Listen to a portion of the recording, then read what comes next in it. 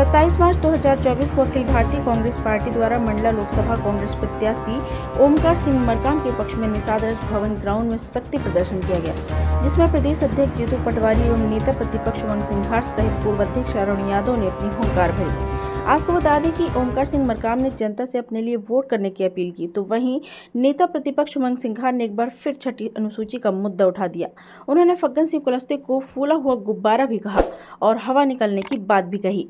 वहीं दूसरी ओर पूर्व अध्यक्ष अरुण यादव ने फग्गन सिंह कुलस्ते सहित प्रधानमंत्री नरेंद्र मोदी को खरी खोटी सुना दी। इसके बाद प्रदेश अध्यक्ष जीतू पटवारी ने प्रधानमंत्री नरेंद्र मोदी, मुख्यमंत्री डॉक्टर मोहन यादव, फग्गन सिंह कुलस्ते सहित भाजपा की कमियां गिना डाली। फग्गन सिंह कुलस्ते भारतीय जनता पार्टी से लगातार 8वीं बार मंडला लोकसभा के लिए प्रत्याशी घोषित किए गए हैं। जीतू पटवारी ने मध्य प्रदेश के मुख्यमंत्री मोहन यादव के विषय में कहा कि ये विधायकों द्वारा निर्वाचित मुख्यमंत्री नहीं है, बल्कि ये तो पर्ची मंत्री हैं। हरियाणा के मुख्यमंत्री मनोहर लाल खट्टर द्वारा पूर्व मुख्यमंत्री शिवराज सिंह चौहान को एक पर्ची दी गई, जिसके आधार पर मोहन यादव को मुख्यमंत्री के रूप में थोप दिया गया।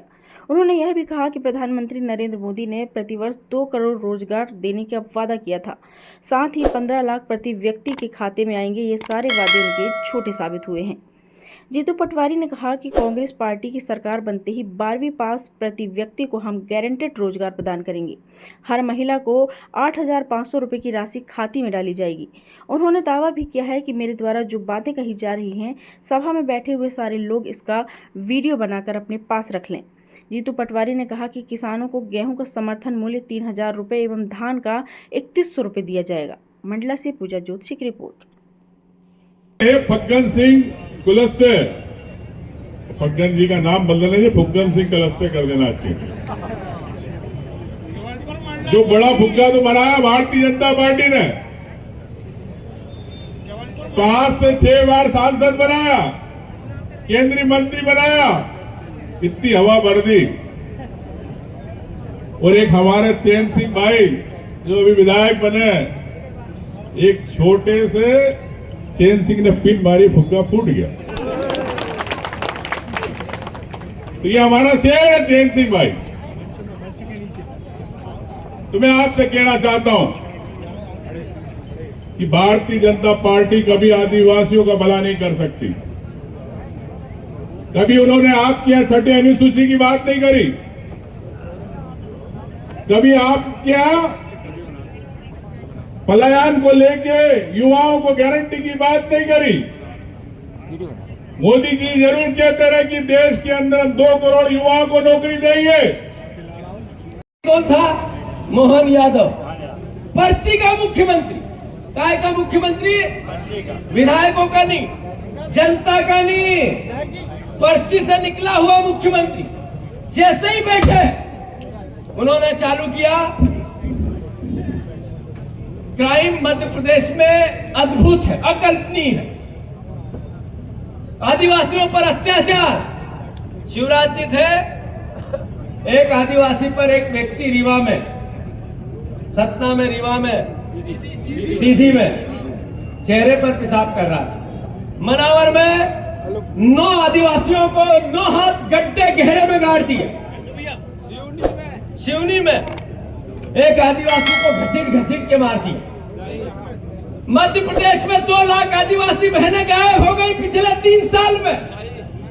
मध्य प्रदेश में सबसे ज्यादा बलात्कार आदिवासी बहनों पे होते हैं, तो इसी प्रदेश में होते हैं। आदिवासियों पर अत्याचार, अनाचार, अपराध अगर सबसे ज्यादा कहीं होता है तो मध्य प्रदेश में होता है। साथियों, ये मैं नहीं कह रहा हूं, ये अमित शाह और नरेंद्र मोदी की सरकार की रिपोर्ट कह रही है। बात इतनी है कि नरेंद्र मोदी जब 2014 में आए तो उन्होंने देश को सपने दिखाए, रोजगार के, करप्शन के, महंगाई के, किसानों के, अच्छे दिन के। जब नरेंद्र मोदी जी 10 साल सरकार में रहे, उन्होंने कहा था स्विस बैंक की लिस्ट आएगी, गांधी परिवार और कांग्रेस के नेताओं को उसमें पैसे है मैं निकाल के लाऊंगा और 15-15 लाख मुफ्त में आपके खातों में आ जाएंगे। लिस्ट आई एसबीआई की, क्या आई 10 साल में? एसबीआई की 31 कंपनियां जिन पर ईडी ने छापा डाला, उन्होंने 50 करोड़ रुपए से लेके 1000 करोड़ रुपए तक बीजेपी को दान दिया। एक नंबर चुनावी बॉन्ड, दुनिया का किसी भी राजनीतिक दल ने इतना शुद्ध रूप से कभी करप्शन नहीं किया। अरविंद केजरीवाल ने शराब घोटाला कर दिया है, अंदर कर दो। झारखंड का एक मुख्यमंत्री, आदिवासी एकमात्र मुख्यमंत्री रहते हैं, उसको जेल के सलाखों के पीछे पहुंचाने वाले यही नरेंद्र मोदी और उनकी सरकार है। भ्रष्टाचार के खिलाफ लड़ाई है नरेंद्र मोदी की, भ्रष्टाचार के खिलाफ लड़ाई है नरेंद्र मोदी की, पर उनके साथ आए तो दूध का धुला, और विपक्ष में हो तो ईडी और जेल। ये जेल ही है क्या पास में? जी जेल, ये सामने जेल के सलाखों के पीछे कि 154 नेताओं पर ईडी की जांच हुई। 121 नेता बीजेपी में चले गए, अलग अलग पार्टी के, कांग्रेस के, वो सब दूध के धुले हो गए। एक भी, सब राज कर रहे हैं, बाकी सब जेल के अंदर जाओ। ये नरेंद्र मोदी करप्शन के अगेंस्ट लड़ रहे हैं, लोकतंत्र के अगेंस्ट लड़ रहे हैं। अरे नरेंद्र मोदी करप्शन के खिलाफ है या लोकतंत्र की हत्या कर रहे हैं? लोकतंत्र की हत्या कर रहे हैं। साथियों, मैं कहना इतना चाहता हूं कि अब लड़ाई आ गई है लोकतंत्र और संविधान बचाने की। आपके सामने दो व्यक्ति हैं। एक व्यक्ति आदरणीय ओंकार मरकाम, आप इसकी, ओंकार मरकाम हमारे घर का है, परिवार का है। इसकी योग्यता, परिवार में जब रहते हैं तो पहचान हो नहीं हो क्या पता, पर इसकी उस भावना को जियो। ये जैसे ही मंत्रिमंडल में आया, इनने कहा कि हर पंचायत में हर परिवार के लोगों को शादी ब्याह के लिए 25,000, 50,000, 1 लाख कुछ न कुछ बर्तन दो योजना बनवाई।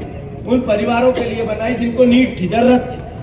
ये शिक्षित, योग्य, धैर्यवान, सरल, अनुभवी, ईमानदार, समाज सेवी, राजनीति समाज सेवा जैसी कर, जिसने कैबिनेट मंत्री रहते हुए 50 किलो 1 कुंटल राशन हर वर्ष कैसे मिले, आदिवासियों को एक आदिवासी दिवस पर छुट्टी कैसे मिले।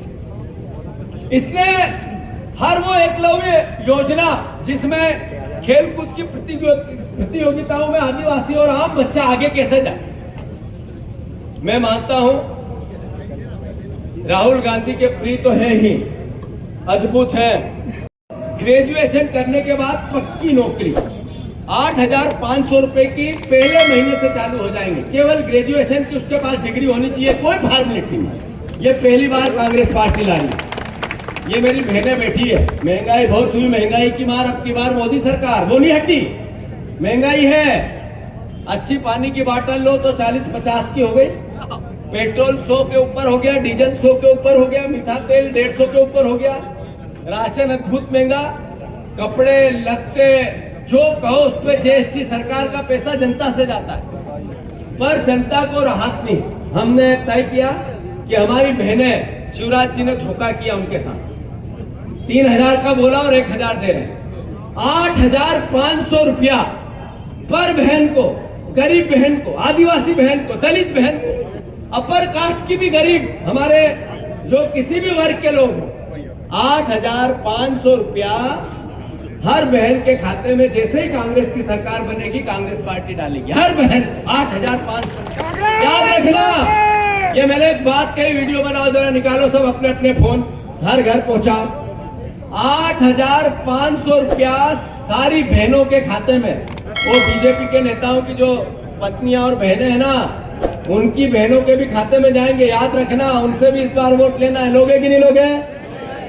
कांग्रेस की सरकार बनेगी तो समर्थन मूल्य, मिनिमम सपोर्ट प्राइस 3,000 रुपए गेहूं के दाम, 3,100 रुपए धान के दाम कंपलसरी कांग्रेस पार्टी करेगी। और कांग्रेस की सरकार बनेगी तो हम सभी परिवार के साथियों को सामाजिक सुरक्षा, या ठेले वाला है या छोटी सी दुकान लगाता है, बुजुर्ग हो गया, दुकान में बचा नहीं बचा, बुढ़ापा बिगड़ गया, कोई व्यक्ति किसी भी क्षेत्र में काम करता हो, उसकी सामाजिक सुरक्षा, आर्थिक सुरक्षा कांग्रेस की सरकार योजना बना के करेगी। आदरणीय अध्यक्ष जी, ये 8 विधानसभा क्षेत्र आते हैं मंडला लोकसभा क्षेत्र में।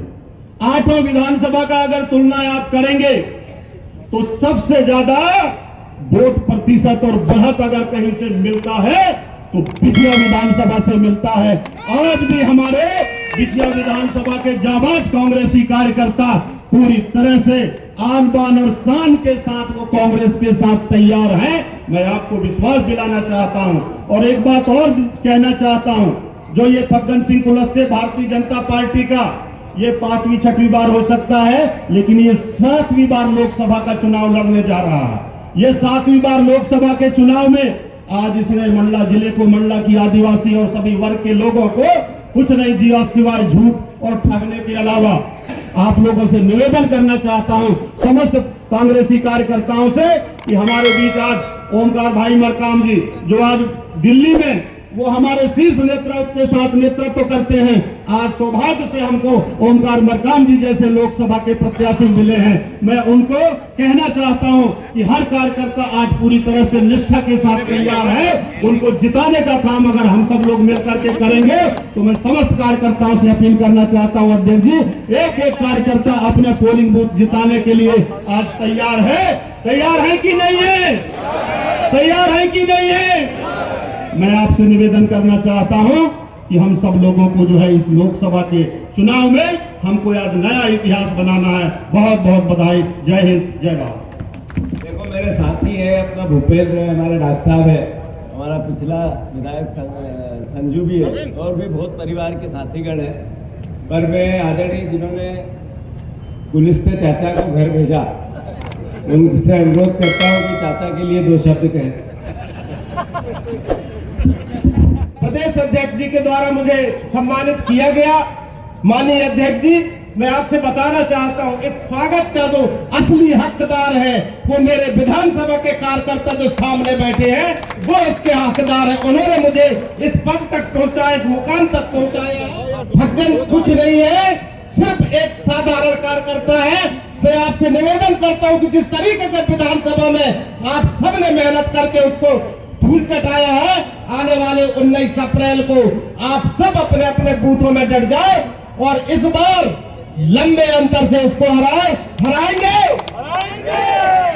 साथियों,